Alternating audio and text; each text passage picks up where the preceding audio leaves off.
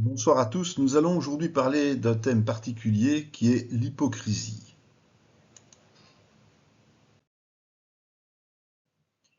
En grec, le terme hypocrite signifie comédien, c'est-à-dire celui qui met un masque. Chaque fois que Jésus dit hypocrite, il s'adresse à ceux qui sont faux, jouant un rôle qui n'est pas le leur. Ils font semblant d'être chrétiens. Quand Matthieu écrit Ce peuple m'honore des lèvres, il reprend un passage tiré de l'Ancien Testament et qui se trouve en Genèse 29:13. L'hypocrisie, c'est s'approcher de Dieu avec la bouche, mais pas avec le cœur. Dans le meilleur des cas, c'est avoir une vie de piété rituelle sans aucune crainte de Dieu. Dans nos églises, il existe deux types d'hypocrisie. Le premier type d'hypocrisie est la fausse image de soi. Jésus reproche aux pharisiens d'enseigner correctement, mais de ne pas appliquer. Si nous ne faisons pas ce que Jésus demande et prétendons l'aimer, nous sommes des hypocrites. Il en est de même lorsque nous laissons nos frères et sœurs se charger de ce que nous ne voulons pas accomplir, mais aussi lorsque nous nous complaisons dans les honneurs et cherchons l'approbation ou la soumission des autres tout en nous donnant une image de piété. Le deuxième type d'hypocrisie est l'arrogance. L'hypocrite a une image faussée de sa personne, au point de se convaincre qu'il est supérieur aux autres. Il aura donc tendance à s'apitoyer sur son sort sans se soucier des difficultés des autres, en se positionnant comme victime face à n'importe quelle contrariété. Son attitude hautaine prend racine dans une piété rituelle, c'est-à-dire peu sincère envers Dieu. La première conséquence de l'hypocrisie est l'absence de récompense céleste. Pourtant, c'est ce trésor éternel qui devrait prévaloir sur les quelques avantages terrestres liés à l'adulation. Les quelques versets de Matthieu 23, à partir du verset 13, montrent le même constat.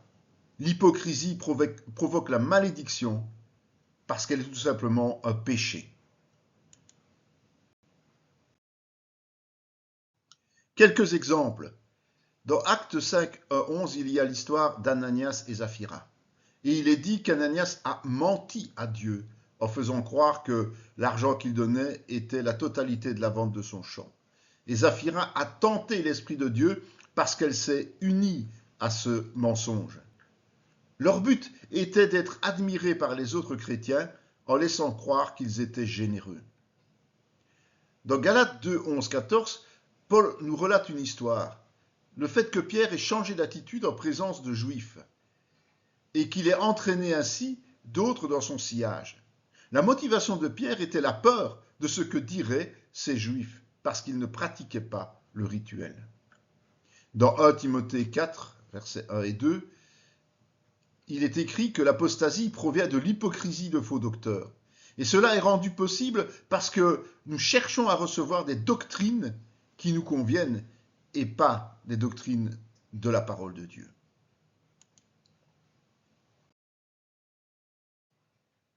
Quel est le comportement adéquat? Notre moteur est l'amour du prochain. S'il est ambigu, il est hypocrite.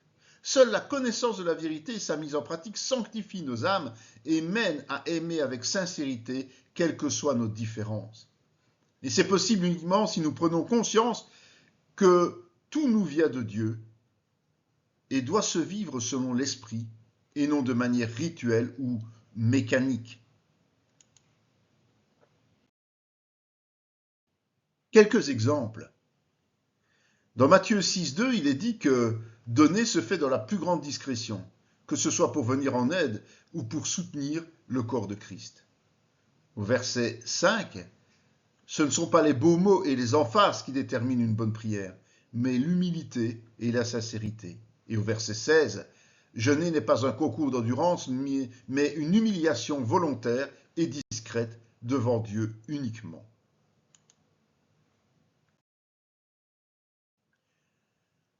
En conclusion, plus nous ressemblerons à Christ, moins l'hypocrisie fera partie de notre vie. C'est d'autant plus possible qu'il nous suffit de demander la sagesse par la prière, évidemment sans hypocrisie, mais avec l'intention d'appliquer ce qu'elle nous apprendra. L'hypocrisie fait partie de ces péchés qui gangrènent les églises. Pour éviter cela, ne soyons pas de ceux dont Satan a rempli le cœur au point de mentir au Saint-Esprit.